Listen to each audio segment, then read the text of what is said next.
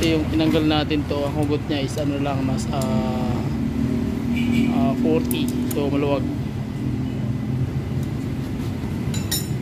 Carbon chroming, yan, Hado super concentrate. So carbon 60. So Hado po ito, Hado engine treatment na industrial. Ito yung antar guys. Kanina napaka-gravel, ngayon medyo tahimik na yung andar. Ang maingay na lang is yung kanyang yung kanyang tambutso kasi ano, sira yung kanyang exhaust. So ayan, after treatment tahimik na yung idling. Okay na siya. Ayan. Mapagpalang araw guys, so another client na naman tayo na Suzuki Multicab. So ang problema nito is yung cylinder head. So ito yung na-vlog ko nung una na walang hatak, pero bagong overhaul pero walang hatak. So ang problema nito is yung kanyang valve guide. So hindi alam ng mechanic na mali pala yung pagkakabit kasi nga hindi napansin yung valve guide na ano, na may singaw. Okay, so ang gagawin natin ngayon, mag-overhaul lock po. Tapos lalagyan natin ng Hado engine treatment para makita nyo rin kung ano yung magiging resulta. So basic pointers pa rin ito guys, yung kanyang cylinder head gasket bubutasan ko. So ito yung pinakamagandang idea para makuha nyo yung pamamaraan kung ano yung dapat yung gawin once na maka-encounter kayo ng mga ganito mga cylinder head gasket na mga walang butas, kulang yung butas. Okay, so hindi ito tinuturo ng ibang mekaniko sapagkat sikreto po ito kasi itong mga ganitong mga bagay guys nagkakaroon to ng problema once na halimbawa nagbili ka ng gasket tapos mali yung pagkakabigay sa iyo o tama man yung laki pero yung problema yung butas, especially nangyayari yan sa mga Honda engine. So ang gagawin natin tuturo ko sa inyo yung basic pointers kung paano gawin, and then maglalagay tayo ng Hado engine treatment para makita nyo rin kung ano magiging resulta. So tara, let's start, let's do it, pasok. So set up natin guys yung head ng Suzuki na F6A old model. Okay, so ating mirador si Brad. Shout out Brad. Shout out sa nanonood ngayon. Ito, inasin ko na namin. Okay. Ito yung ano niya, rocker arm. Rocker arm sa exhaust. Sa exhaust. Okay, so dito naman, nakakabit na siya dito. Ayan na siya. Ayan yung rocker arm niya. Sige, so nakabit na natin yung ano guys, Conrad. Kakabit kayo nito, kailangan unang-una yung ilalagay is yung main cap. Kailangan may araw. Yan. Basic pointers. Tapos numbering siya 1, 2, 3, 4. So yung 1 kailangan nasa top ng ano, sa uno. Okay. So nakabit na. Tatakpan na lang yan. Okay, so ang gagawin natin ngayon is magtutorque na tayo guys ng connecting rod cap bolt. So 40 lang po yung pinaka maximum na torque nito, torque pounds ng kanyang bolt. So baka kasi mabali pag lumampas kayo. Dapat meron kayong panukat kasi kung wala kayong panukat mahirapan kayo. So yun ang tandaan nyo guys, kailangan meron kayong torque wrench, okay, para sure bolt na tira nyo kasi meron kasi yung 40 torque. So magtutorque kayo guys, kailangan pantay lahat. So 40 sa 3, 40 sa 2, 40 rin sa 1. So yun ang tamang torque ng connecting rod bearing sa kanyang connecting rod cap bolt. Tapos pag nakikita nyo na, iikutin nyo na naman.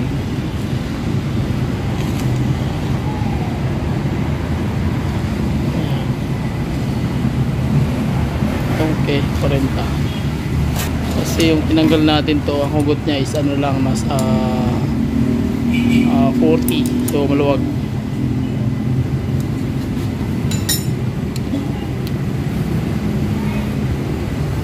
So after that, ano naman tayo, tawag yan sa main cap. Sabay ko Hindi. Wala ka. Cinta lagi? Cinta. Okay. So okay na guys, 80 na higpit natin sa apat na yan na main cap. Okay. Kasi nung dati 40 lang higpit niya pagtanggal namin, so napakaluwag. Ngayon 80 natin. So sa magtatanong 80, 80, 80, 80. Okay? Sige. So top na natin para magkakabit na tayo ng ano, ng head gasket. Smile. Okay, so okay na guys. Kakabit na natin yung ano, yung head gasket. So magkakabit na tayo ng head. So bago natin ikabit yung head, ito mayroon akong basic pointers na ituturo sa inyo. So dito nagkakaroon ng diferensya guys, yung karamihan nag-overheat. Alam nyo kung bakit. So basic pointers pa rin. Pagmasan nyo mabuti yung mga butas. Ayan, o. Pagdating dito wala siyang butas. Okay, so ano yung problema pag walang butas?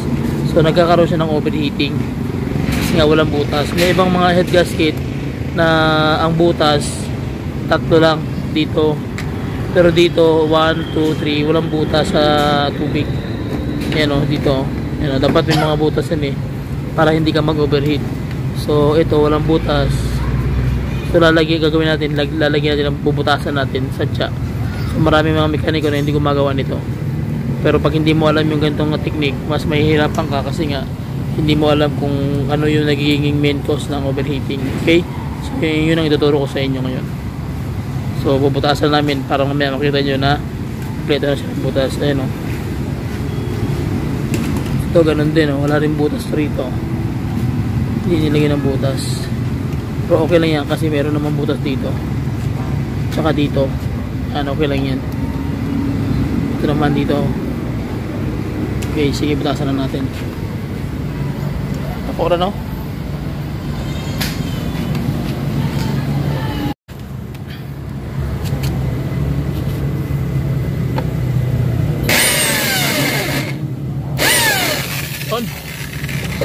Okay. So, ipantay lang siya, ipadaan lang dun sa ano.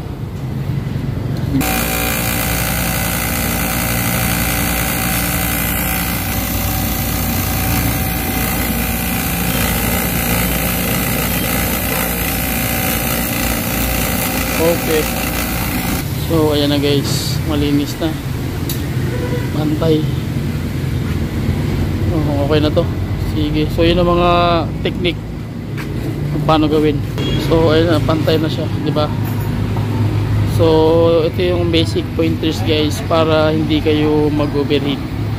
Okay? Kung magugulat kayo, nag-overhaul na kayo, especially sa mga baguhan, nag-overhaul na kayo. Tapos, pagka-overhaul nyo, nagulat kayo, hindi nyo pa test drive, 2 hours nyo palang pinaandan, nag-overheat na naman. Bakit? Dahil dito, especially sa mga Honda na unit, mga Honda Honda Bigote, yun, yung mga modern ngayon na yung mga latest ngayon is ang nangyayari, tawag yan, yung mga walang butas yung ganito, walang butas yung head gasket, almost 3-4 na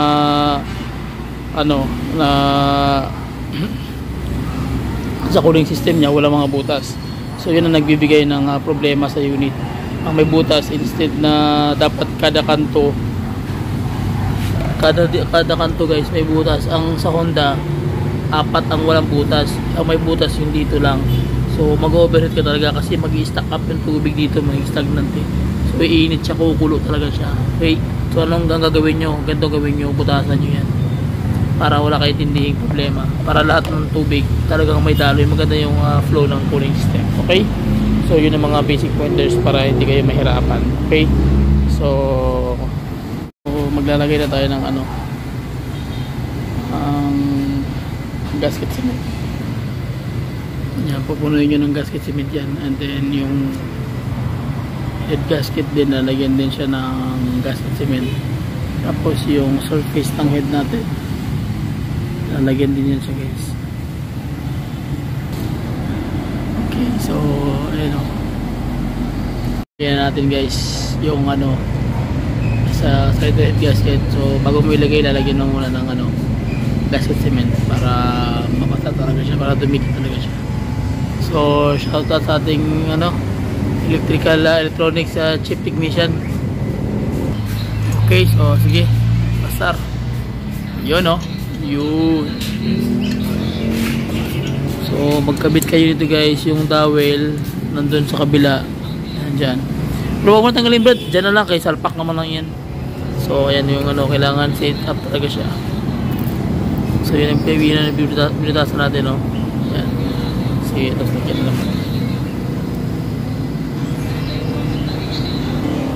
So pagkatapos yung head na naman.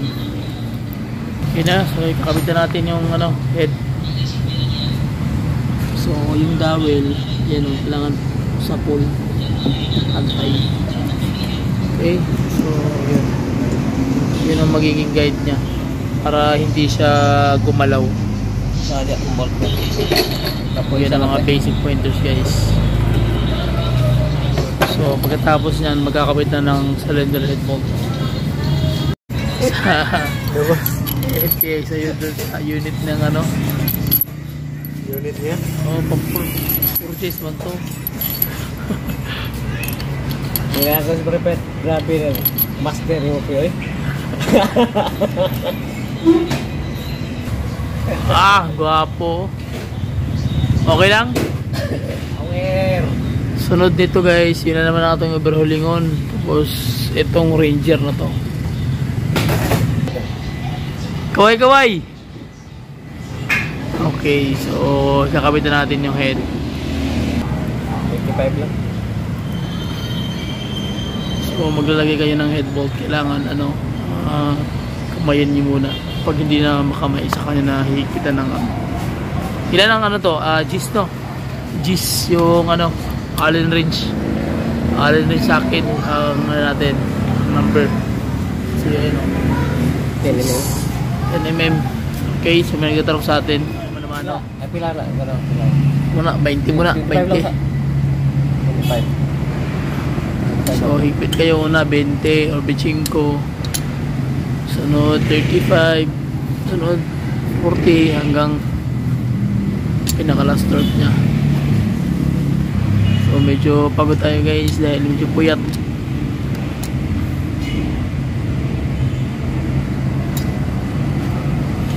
Maghigpit niya, kailangan gitna muna, tapos gitna, hulihan, tapos harapan, ganun. Hindi pwede yung isang way. Sensya na kayo guys, medyo puyat tayo, pagod na ato ko. 40. Yun. So 40 from 25, then 30, then 40. Yun yung kanyang torque pounds. Last nyan mga 50, no? 50 rubber pinakasagad. 55 ang pinakalas na higpit.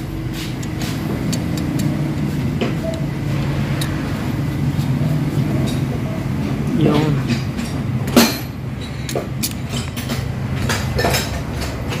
$55.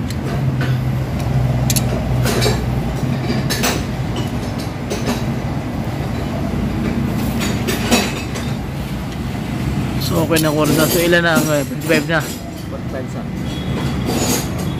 Isa ka mag-50. Tapos yung pressing kulas.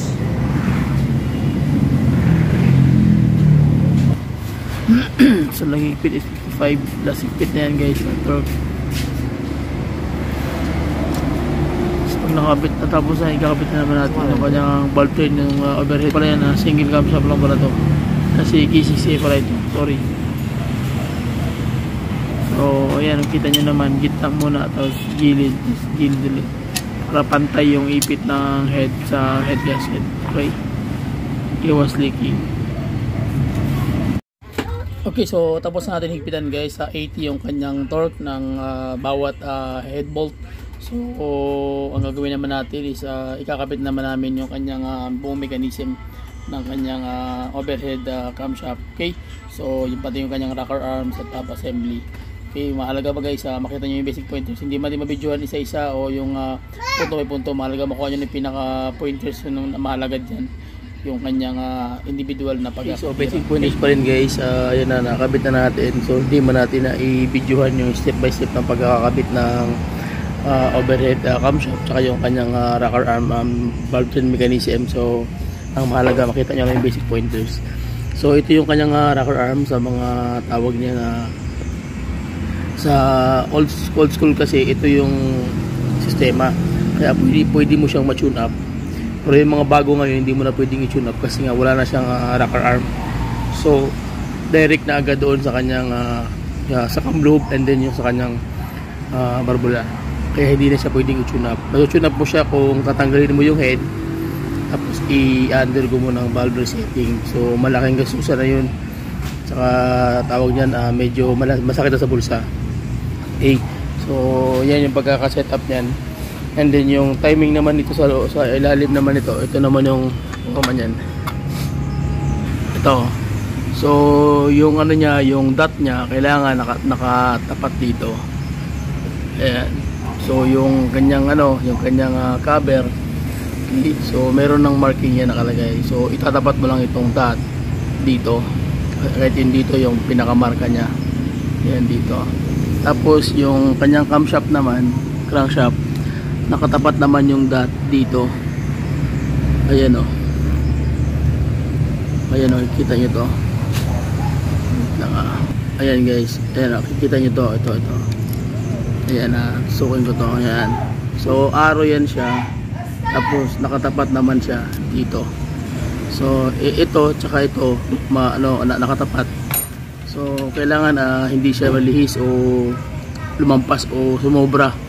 O ma-short na kalahati ng ngipin. Kailangan talaga tapat talaga yan dito mismo sa may arrow niya.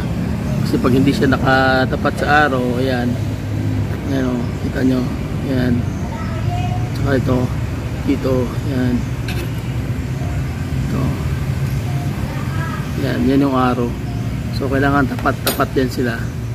Para sureball talaga na hindi malilihis yung timing. Kasi pag nalihis po yung timing, marami ang sumasakit yung ulo. Okay, kasi hindi talaga na-under. Although a-under yan, pero wala siyang idling na maganda. Okay, so nangyayari, uma-under man siya, malikot. Akala mo spark plug, akala mo electrical, pero yung timing pala yung problema. Kaya nagkakaroon ng back job yung mechanic. So kailangan talaga mag-DIY kayo, especially sa mga baguhan. Kailangan naka-shoot talaga sa tamang timing yan.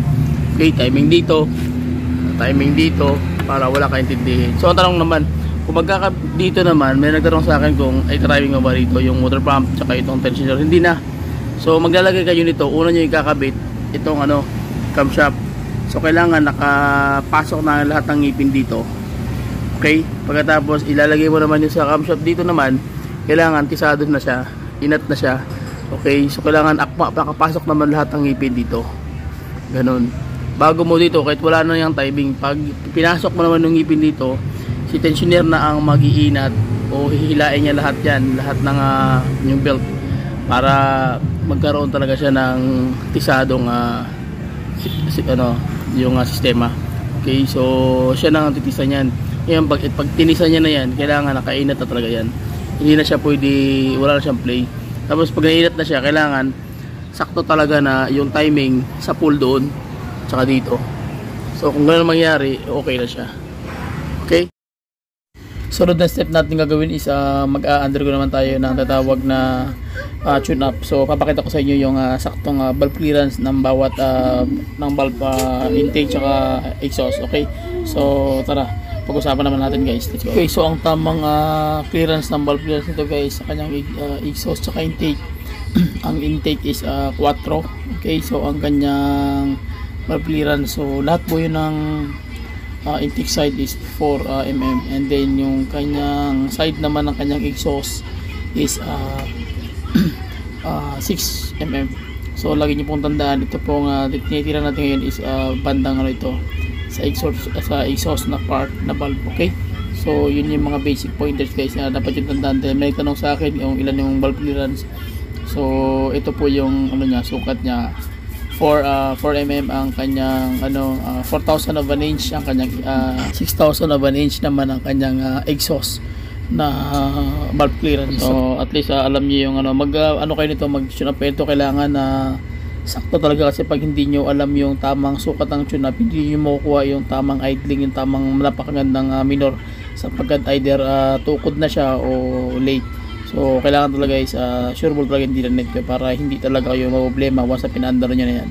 Okay, so yun ang mga basic pointers. Mahalaga makuha nyo yung sistema, yung tamang clearances na bawat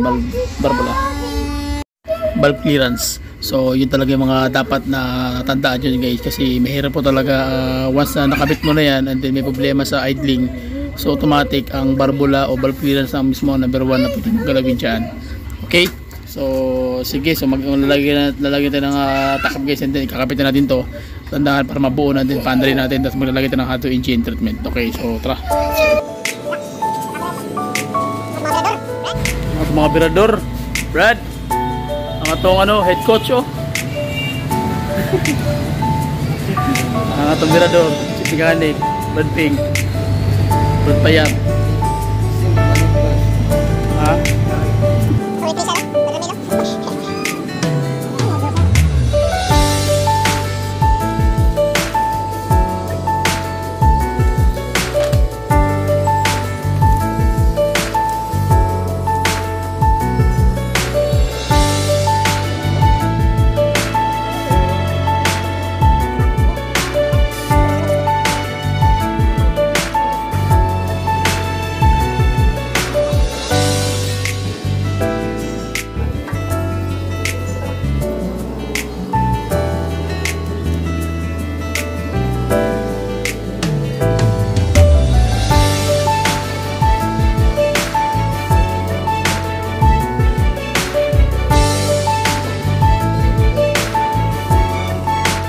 Okay, so kapit natin Brad. Nakapit na natin guys yung buong makina. So papadali na natin ngayon yan. Bago na yung carburetor, bago na yung distributor, cap, pati yung mechanism sa loob. Hindi natin na-videoan pagkabit. So naka-timing na rin yan. Ayan. So gagawin, papadali na lang yun siya guys para final. Okay. Sige. Okay, so bago natin papanda rin, maglalagay mo natin ng hot engine treatment. Yung lagi nga pinapromote natin para sureball talaga yung kanyang mechanism na magkakaroon ng grooving doon sa loob ng internal parts, especially liner, yung kanyang piston ring, yung kanyang conrod bearing, minad bearing, valve train mechanism, cam loop, tsaka yung kanyang main journal. Okay, so ito yung ilalagay natin. So tara, let's go. So okay, so makita nyo naman old model talaga yung Multicab F6A. So ito yung kanyang ito yung kanyang ayan. So bukas nga Brad. So ilalagay natin to bagong overhauling unit para maganda lang ang labanan. So i-chrome na lang nyo naman yung loob ng makina mo. So carbon 60. So hado po ito, hado engine treatment na industrial. So ilalagay natin yan para sureball na mag-chrome yung loob ng makina nya para madulas. Okay, so walang ibang yan, isang ganito lang sa mga multicab, isang ganito lang ilalagay natin. Okay, sa mga diesel naman dalawang ganito o 500 ml. Okay, so okay, yun lang yung mga basic pointers guys paano mag carbon chroming. Yan, hado super concentrate. Okay, so sige, start natin yung makina guys. Okay, so yun lang yung mga basic pointers. Sige, so ito na yung andar guys. Kanina napaka-gragal ngayon medyo tahimik na yung andar. Ang maingay na lang is yung kanyang yung kanyang tambutso kasi sira yung kanyang exhaust. So ayan, after treatment tahimik na yung idling. Okay na siya. Ayan, diba? So full na full ang labanan. So at least haka na yung makina. So yun lang, maraming salamat. Please subscribe to my channel. Bye and God bless. See you. Okay. Alright.